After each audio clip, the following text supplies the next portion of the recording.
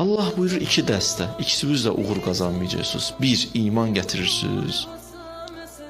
Heç nə demirsiniz. İkinci, heç iman gətirməyiblər.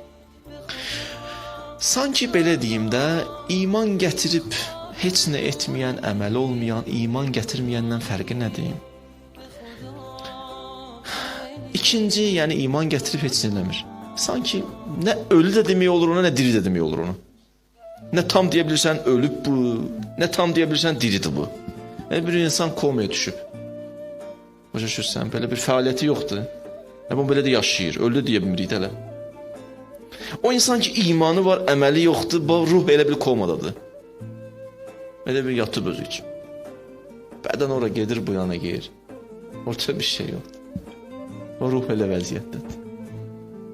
Allah deyir, bax sən ki o vəziyyətdə sən də bir fayda vermirsən, o torpağın altında olan da fayda vermir, nə fərq?